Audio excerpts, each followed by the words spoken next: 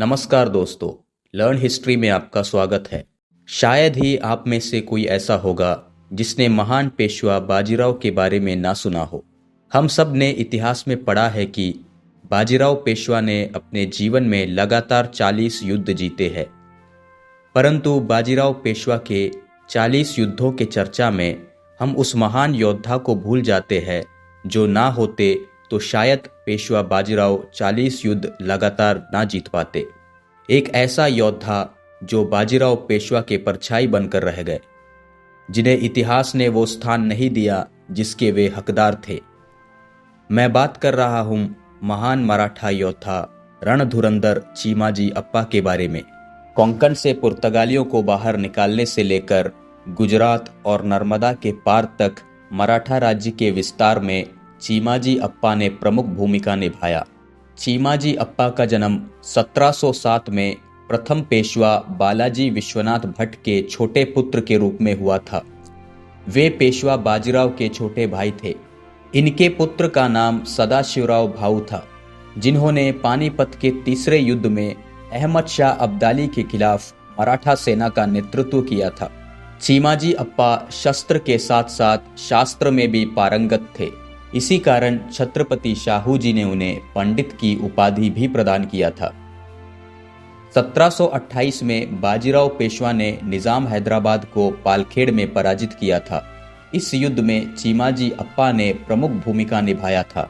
1729 में चीमाजी अप्पा उत्तर के अभियान में निकले। मालवा प्रांत से मुगलों को खदेड़कर वहां पर मराठा आधिपत्य स्थापित कर दिया। इस विजय के पश्चात उत्तर भारत में मराठाओं का डंका बजने लगा। इस दौरान कोंकण क्षेत्रों पर पुर्तगालियों का वर्चस्व बढ़ने लगा। पुर्तगालियों से कोंकण को मुक्त कराने की जिम्मेदारी पेशवा ने चीमाजी अप्पा को सौंपा। 1737 में चीमाजी ने कोंकण की मुहिम शुरू की। अपने रण कौशल से चीमाजी ने शीघ्र ही कल्याण और ठाणे पर अधिकार कर लिया और वे वसई की तरफ बढ़े। उस दौरान पेशवा बाजीराव भोपाल में निजाम से लड़ रहे थे। निजाम को हैदराबाद से मदद मिलने लगा, जिस कारण निजाम मराठा सेना पर हावी होने लगा। ऐसी परिस्थिति में बाजीराव ने चीमाजी अप्पा को सहायता के लिए बुलावा भेजा। पेशवा का पत्र मिलते ही बिना एक पल भी विलंब किए चीमाजी ने अपना मुहिम रोककर उत्तर में पेशवा की मदद के लिए बढ़े। उन्होंने अपना व्यक्तिगत जीत और कीर्तिमान से बढ़कर अपने श्रीमंत पेशवा और मराठा साम्राज्य के हित में सोचा। चीमाजी की सहायता ने पेशवा के हाथ मजबूत कर दिए और दोनों भाइयों ने मिलकर निजाम को पराजित किया। अगर चीमाजी अप्पा समय पर नहीं पहुंचते तो शायद बाजीराव पेशवा का नाम इतिहास में अजय योद्धा के रूप में नहीं लिखा जाता। दूसरी ओर अप्पा की गैरहाजिरी को देख पुर्तगालियों ने वापस कल्याण और ठाणे पर अधिकार कर लिया। 1738 में एक बार फिर पेशवा ने चीमाजी अप्पा को कोंकण की मुहिम सौंपी। मल्हार राव होलकर, पिलाजी जाधव, राणोजी शिंदे आदि मराठा सरदारों के साथ चीमाजी अप्पा एक बार फिर कोंकण की तरफ निकले।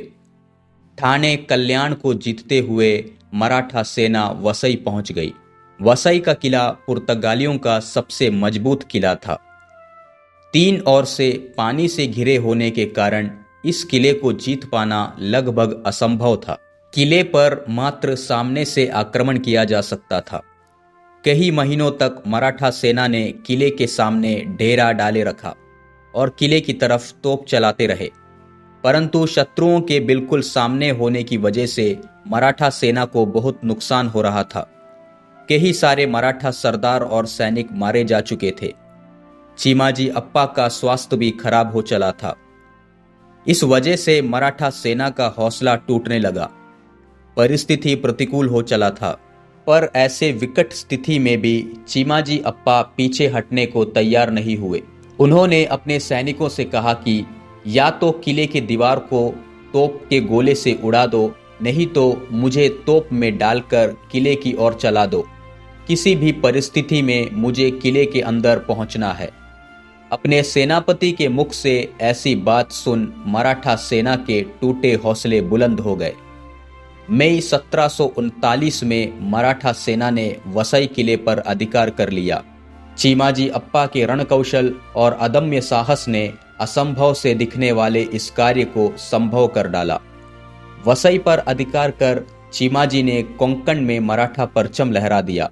अप्रैल 1740 में महान पेशवा बाजीराव का निधन हो गया और उनके पुत्र बालाजी बाजीराव पेशवा बने। चीमाजी अप्पा ने कुछ समय तक युवा पेशवा का मार्गदर्शन किया, परंतु दिसंबर 1740 में 33 वर्ष की अल्पायु में बीमारी के चलते चीमाजी अप्पा का निधन हो गया।